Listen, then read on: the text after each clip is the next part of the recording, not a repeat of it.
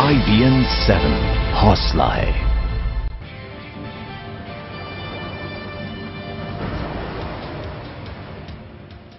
सुबह सुबह एक दुखद खबर इस वक्त असम से आ रही है, जहां सोनितपुर और कोकराझार में एनडीएफबी के उग्रवादियों ने 40 लोगों को मौत के घाट उतार दिया, उन्हें गोलियां मार दी। आदिवासी इलाकों में हुए इस हमले में मरने वालों में महिलाएं भी शामिल हैं। प्रधानमंत्री नरेंद्र मोदी ने इसे कायराना हमला बताया है। इसके लिए उन्होंने असम के मुख्यमंत्री तरुण गोगोई और गृह मंत्री राजनाथ सिंह से भी विस्तार से बात की है। इस नरसंहार के बाद हालात का जायजा लेने के लिए गृह मंत्री राजनाथ सिंह असम के दौरे पर जा रहे हैं। केंद्र पहले ही सोनितपुर और कोकराझार के लिए अतिरिक्त अर्धसैनिक बलों की टुकड़ियां भेज चुका है। दोनों इलाकों में कुछ थाना क्षेत्रों में कर्फ्यू भी लगाया हुआ है।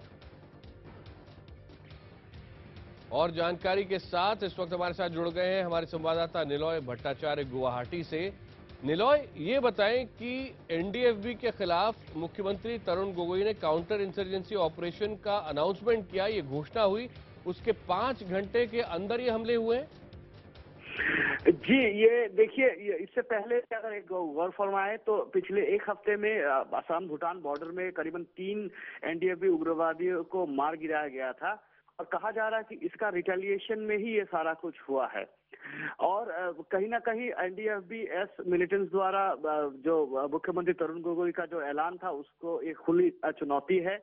और कहीं ना कहीं मुख्यमंत्री तरुण गोगोई बुरी तरीके से नाकामयाब रहे हैं। वो यहाँ के लोगों के लिए जो, क्योंकि काउंटर इंसर्जेंसी के बाद ये अंदेशा लगाया जा रहा था और रिपोर्ट्स भी था कि ऐसा कुछ हो सकता है, उसके बाद भी सुरक्षा मुहैया नहीं किया गया इन लोगों के ऊपर।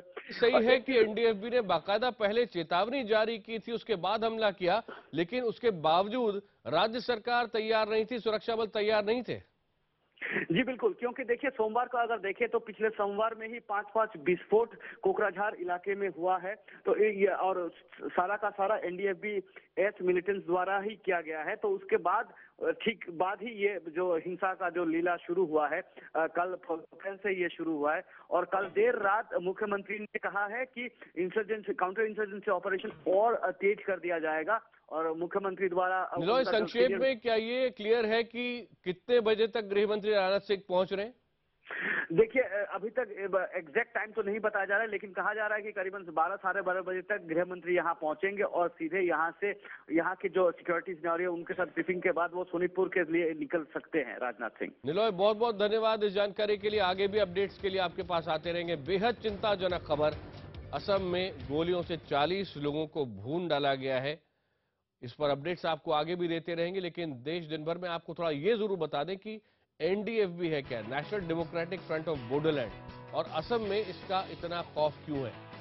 हथियारबंद अलगाववादी संगठन है एनडीएफबी।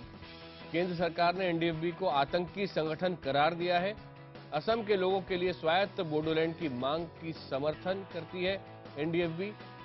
3 अक्टूबर 1986 को बोडो सिक्योरिटी फोर्स के नाम से एनडीएफबी की नींव पड़ी। उसके बाद नवंबर 94 को बोडो सिक्योरिटी फोर्स का नाम बदलकर एनडीएफबी डाल दिया गया। 10 मार्च 1998 को एनडीएफबी का संविधान बनाया गया। असम में आम नागरिकों और सुरक्षा बलों पर हमलों की एक गुनहगार है। 2005 में युद्ध विराम पर एनडीएफबी की केंद्र सरकार से सहमति भी बनी थी। एनडीएफबी के कुछ धड़े लगातार हिंसा में उसके बावजूद शामिल रहे हैं। एनडीएफबी असम की 10% बोडो आबादी का प्रतिनिधि होने का दावा करती है। इलाके में पिछड़ापन है, अप्रवासियों की घुसपैठ की शिकायतें भी यहां पर लगातार एनडीएफबी करता रहा है।